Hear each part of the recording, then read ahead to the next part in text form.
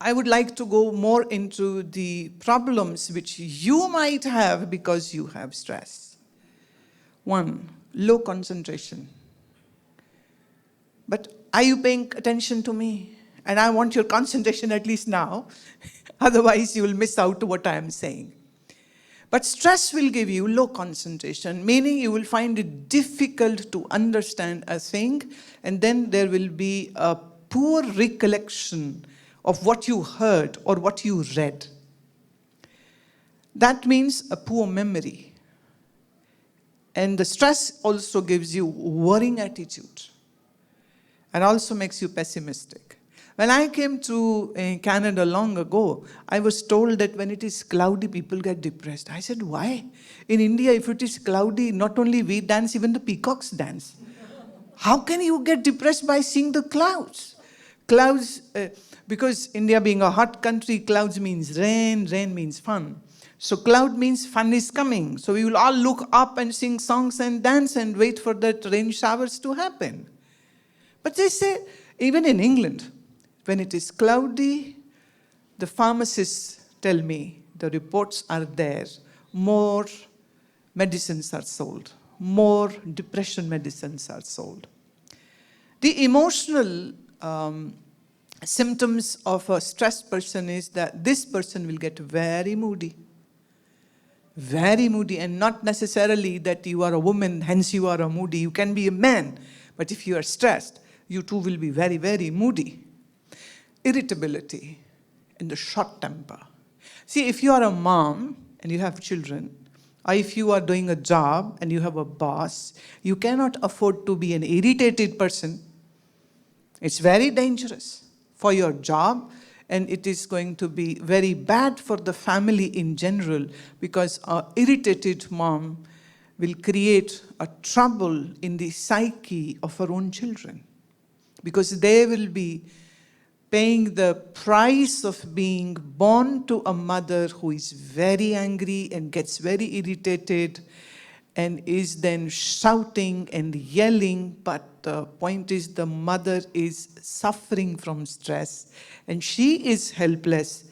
And the strange part is that she doesn't even know that she is helpless because of her own stress. So, feeling of being overwhelmed, that takes over. So the stressed person will have a lot of those moments where sheer sense of loneliness comes into. I was talking to one of the lady in these sessions which I had in Brampton, and the lady said that her husband, a 39-year-old man, she has children, house right on the lake, beautiful house, everything was going fine, but one fine day he committed suicide. And she has no clue. She is just 28, doesn't understand why he did that, because even an hour ago, this guy was smiling. And just a night ago, he was reading stories to his children. And the next morning, he's no more.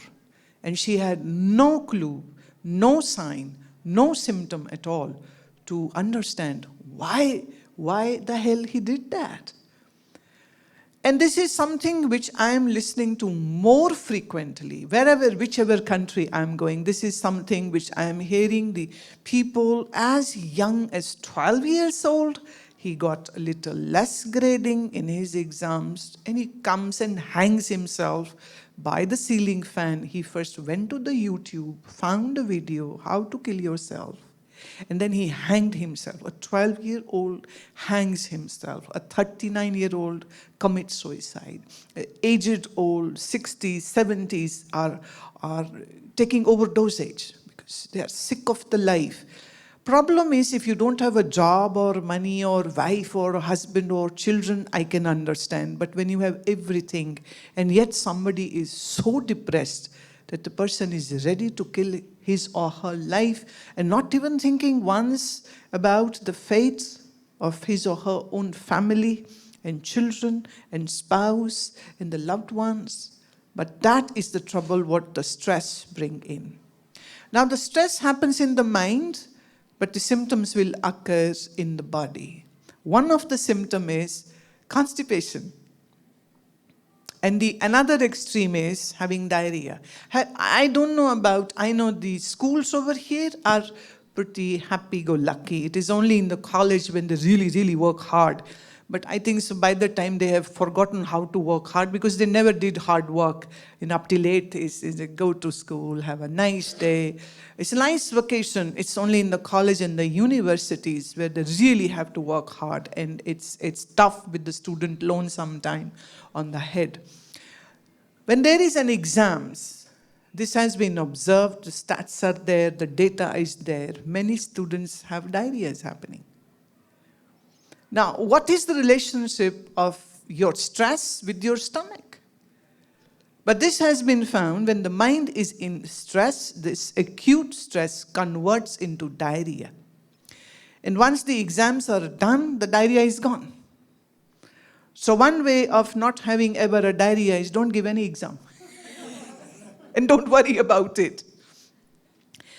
Another symptom which might come to a stressful body is that there will be pain in the chest. Now again, if you go to a doctor with the complaint of having a pain in the chest, the person might do an ECG or might check your heart history, your family history, might ask about you, the acidity and all, and yet nothing is there. And yet the person is complaining about the chest pain. Again, they don't have any machinery to zero it down. Why this pain is occurring? Because it is not a physical pain. It is coming from the mind.